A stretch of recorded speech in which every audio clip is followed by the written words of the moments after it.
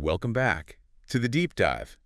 You know, sometimes you read a news story and you think, there's got to be more to this. Well, that's exactly what we're doing today. Yeah. We are taking a deep dive into this fascinating meeting between then-President Trump and Pakistani Prime Minister Imran Khan back in 2019. Wow. We've got excerpts from this PBS NewsHour transcript of their joint press conference. Cool. And believe me, it is a wild ride through Trump-era foreign policy. It really is. Yeah. This meeting is like a microcosm of so many global dynamics at play. Right. The war in Afghanistan, U.S.-Pakistan relationship, tensions with Iran, even Trump's personal style of diplomacy. It's all there. So picture this. The Oval Office, July 2019. Okay. Trump kicks things off by heaping praise on Khan. Right. Calling him a great athlete, talking about the potential for trade. Yeah. It's all very chummy. Okay. But then, almost out of nowhere, he pivots to Afghanistan. And that's where it gets really interesting. He talks about wanting to withdraw U.S. troops, mentions dropping the mother of all bombs, a non-nuclear weapon so massive it left a crater like the moon, he says. What's striking is how casually he discusses military force. It's almost jarring to hear him switch from praising Khan to talking about potentially devastating military action. Yeah. And this is where I'm curious to get your take. What does this tell us about Trump's worldview? Okay. Particularly regarding the use of American military power. I think it reveals a couple of things. Okay. First, there's this sense of wanting to disengage from prolonged military commitments. Okay. Viewing U.S. troops as policemen. Right. Stuck in a conflict that's gone on too long. Right. But at the same time, he boasts about having the power to win the war quickly and decisively, even if it means massive casualties. Wow. It's a strange mix of isolationism and a belief in overwhelming force. It definitely highlights those contradictions in his approach. Yeah. And then there's this whole issue of aid to Pakistan. Okay. He claims that Pakistan was subversive in the past, but now they have a better relationship. Even though he was the one who cut off aid, it almost feels like he's trying to take credit for a positive development while simultaneously criticizing them. Exactly. Yeah. It goes back to what we were talking about earlier, this transactional view of foreign policy. Right. It's about leverage. Yeah. About using aid as a bargaining chip to get what you want. Right. And it also speaks to a theme that comes up repeatedly in this meeting. Okay. Trump's tendency to rewrite history to fit his narrative. Okay, so we've got the military aspect, we've got the aid dynamic and this transactional approach. Right. But then, in a move that probably surprised a lot of people, he throws another hot-button issue into the mix. Kashmir. Wow. He actually offers to mediate the conflict between India and Pakistan. And that's where things get really fascinating, because even as he makes this grand offer, he admits to being surprised at how long it's been going on, 70 years. Wow. It betrays a lack of in-depth understanding of the incredibly complex history and nuances of this conflict. It's a prime example of what our listener feedback pointed out. Trump wading into these highly complex geopolitical situations without seemingly a lot of background knowledge. It almost feels like he saw a chance to play the role of global peacemaker. Right. Another deal to be brokered. And that, I think, is a key insight into his approach. Yeah. He seemed to believe that his personal deal-making skills could be applied to virtually any situation, regardless of historical context or diplomatic intricacies. Right. Of course, neither India nor Pakistan took him up on the offer. Yeah, they both politely declined, probably recognizing that an impulsive offer from someone who hadn't even grasped the basic timeline of the conflict wasn't exactly the path to lasting peace. Right. But it's important to remember that this meeting happened in 2019, just a few months after the U.S. withdrew from the Iran nuclear deal, and tensions with Iran were escalating rapidly. Which brings us to another major theme in this meeting. Yes. Trump's attacks on Iran. He calls them the #1 state of terror. Right. Criticizes the nuclear deal Obama made and claims they lied about shooting down a U.S. drone. It's incredibly inflammatory rhetoric, but I think it's crucial to view it within the context of the larger geopolitical landscape at the time. Okay. This wasn't just about Iran. Right. It was about undoing what Trump saw as a flawed legacy of the previous administration. So we've got this whirlwind of topics. Yeah. Afghanistan, Pakistan, Iran, Kashmir. Right. All being discussed in a way that's very much driven by Trump's personality and worldview. Yeah. But there's one other global power that makes an appearance in this meeting: China. And it's interesting because in contrast to his fiery rhetoric about Iran, he actually praises China's President Xi for acting responsibly regarding the Hong Kong protests that were happening at that time. It really shows how fluid his stances could be. Yes. Depending on the specific context and who he was trying to appeal to at any given moment. Absolutely. And it also ties into another theme that runs throughout this meeting. The way domestic politics bled into his foreign policy pronouncements. Okay, so let's talk about that. Yeah. It's almost like he can't resist bringing things back to his domestic political rivals. Right. Even in a meeting with a foreign leader. Yeah. He attacks the Mueller investigation, calls it nonsense. Right. And even takes aim at Democratic congresswomen, accusing them of hating America. It really does highlight how much domestic politics were influencing his foreign policy approach. Yeah. He was constantly on the offensive, using these international platforms to attack his perceived enemies back home and shore up his base. We've heard a lot from Trump. But what about Imran Khan? What stood out to you about his perspective and how he navigated this interaction? What's fascinating is that while Trump is bouncing between these various global hotspots, Khan's primary focus is on Afghanistan. Yeah. He consistently emphasizes Pakistan's desire for peace and the need for a political solution to the conflict. So while Trump is talking about bombs and winning quickly, Khan is advocating for a more diplomatic approach. It is. It's a pretty stark contrast. And it speaks to the different priorities and pressures each leader was facing at that time. Right. Khan was dealing with the very real consequences of the war in Afghanistan on his own country's stability. Right. And he was clearly trying to use this meeting to advance Pakistan's interests. And he does push back on some of Trump's characterizations, doesn't he? Yes, he does. For instance, when Trump criticizes the Pakistani press, Khan defends it as one of the freest in the world. Wow. It's a subtle but significant moment that reveals a different leadership style. More measured, more diplomatic. Yeah. Even in the face of Trump's often abrasive approach. It's definitely a reminder that there are always multiple perspectives at play in these international interactions. Absolutely. And it makes you wonder what was going through Khan's mind. Right. As he listened to Trump's sometimes rambling pronouncements. Yeah. What was his strategy for navigating this meeting and achieving his goals?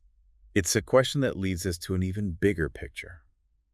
How has the relationship between the U.S. and Pakistan evolved since this meeting? Has any of what Trump predicted about trade peace or conflict come true?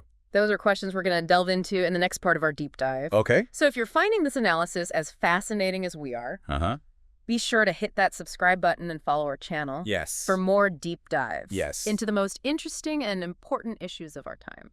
And if you're loving what you're hearing and want to support our work, consider becoming a Patreon member. The link is in the description. Every contribution helps us keep the lights on and the content flowing. And keep them coming. We really appreciate your support. Now let's take a quick break and we'll be back with part 2 of our exploration of this remarkable encounter. Sounds good. Welcome back to the deep dive. Before the break, we were dissecting this fascinating meeting between Trump and Imran Khan. Yeah. Really unpacking the layers of Trump's foreign policy approach. It was like a crash course in Trump-era diplomacy. Right. Complete with both contradictions. Yeah. And a healthy dose of domestic politics thrown in for good measure. Exactly. Yeah. And one thing that struck me as we were talking was how often Trump seemed to view these complex global issues through a very personal lens. Right. Like instead of focusing on policy details or historical context, he'd often default to talking about his personal relationship with other leaders or his own perceived successes. Precisely. And it's interesting to contrast that with Imran Khan's approach, right, which seemed much more focused on advancing Pakistan's specific interests. Yeah. Particularly in relation to Afghanistan. It really highlights how even in a seemingly informal setting like a joint press conference, there's this constant interplay of national interest, personal dynamics, and strategic maneuvering. Absolutely. And that's what makes this meeting so fascinating to analyze even years later. Right. It offers a glimpse into the often messy reality of how global power dynamics play out on a personal level. Okay, so before the break, we left off with a question. All right. How has the relationship between the U.S. and Pakistan evolved since this meeting in 2019? Right. And have any of Trump's predictions about trade, peace, or conflict actually come true? Well, let's start with Afghanistan, Okay. since that was such a dominant theme in the meeting. Right. As you recall, Trump talked about wanting to withdraw U.S. troops and expressed confidence in striking a peace deal with the Taliban. And he did eventually follow through on the withdrawal. Yeah. Though not without a lot of chaos and controversy. All right. But what about that peace deal? Has it held up? Unfortunately, no. The deal largely unraveled after the U.S. withdrawal. Oh, wow. And the Taliban quickly took control of Afghanistan, leading to the humanitarian crisis we're still witnessing today. So it seems that Trump's optimism about achieving a swift and lasting peace in Afghanistan was misplaced? It certainly appears that way, and it underscores the danger of oversimplifying complex conflicts and underestimating the challenges of negotiating with groups like the Taliban. And what about the trade relationship between the U.S. and Pakistan? Okay. Did that improve, like Trump predicted? Well, it's a mixed bag. There have been some areas of cooperation, particularly in sectors like energy and agriculture. Okay. But the overall trade volume between the two countries hasn't increased significantly. So it seems like Trump's vision of a booming trade partnership hasn't quite materialized. Yeah. And what about the broader relationship between the U.S. and Pakistan? Has there been any noticeable improvement? It's complicated. There have been moments of cooperation, but also periods of tension, particularly over Pakistan's relationship with the Taliban. Right. The U.S. has accused Pakistan of providing safe haven to Taliban leaders. Wow. While Pakistan has accused the U.S. of not doing enough to stabilize Afghanistan. So it sounds like the relationship remains fraught with challenges despite Trump's assertion that things were getting better. Exactly. And it highlights the enduring complexities of U.S.-Pakistan relations, which have long been characterized by a mix of shared interests and deep mistrust. It's a relationship that's been shaped by decades of history. Right. From the Cold War to the War on Terror. Yeah. And it's unlikely to be easily resolved regardless of who's in the White House. Right. And it's a reminder that these global relationships are constantly evolving, influenced by a wide range of factors beyond the control of any single leader. It makes you realize that these snapshots in time, like this meeting between Trump and Khan, are just small pieces of a much larger and more intricate puzzle. They are. And that's why it's so important to delve into these moments, to analyze the words and actions of those involved, and to try to understand the broader historical and geopolitical forces at play. It's like we're peeling back the layers of history, trying to make sense of the present by understanding the past. Exactly. And hopefully by doing so, we can gain a deeper appreciation for the complexities of the world we live in and the challenges we face. And maybe even learn a few things along the way. Of course, learning is a lifelong journey. Right. And it's always more enjoyable when you can share it with others. Which brings us to a point we want to emphasize. If you're finding this deep dive as engaging as we are, we encourage you to subscribe to our channel and hit that notification bell so you don't miss out on future episodes. And if you're really enjoying the show and want to help us keep the lights on and the content flowing, consider becoming a Patreon member. Every contribution, big or small, makes a difference and allows us to continue bringing you these insightful conversations. You can find a link to our Patreon page in the description. We deeply appreciate your support. Now let's get back to our analysis of this remarkable encounter. One thing we haven't talked about yet is Imran Khan's decision to bring up the situation in Balochistan. A province in Pakistan where there's been a long-running insurgency. He seemed to be suggesting that India was involved in destabilizing the region. That was a significant moment. Balochistan is a very sensitive issue. And it's interesting that Khan chose to raise it directly with Trump. It suggests a level of trust, perhaps even a calculation that he could garner U.S. support for Pakistan's position. It was definitely a bold move. And it speaks to the complex web of regional rivalries and geopolitical interests that we're trying to untangle here. It does.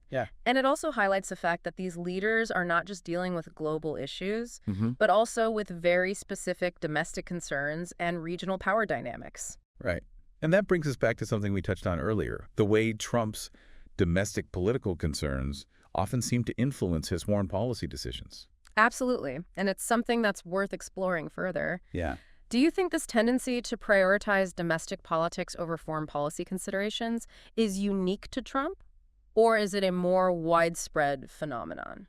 That's a great question, and one we'll need to delve into in more detail. Yeah. But I think it's safe to say that the line between domestic and foreign policy is often blurry. And presidents have always had to balance their domestic political interests with their foreign policy goals. Right, but it seemed like Trump was particularly blatant about it. Yeah. He would constantly attack his political opponents, even in meetings with foreign leaders. That's true. He seemed to relish using these international platforms to score points against his domestic rivals, even if it meant undermining diplomatic norms or potentially damaging America's reputation abroad. And that raises some interesting questions about the long-term impact of his approach. Yeah.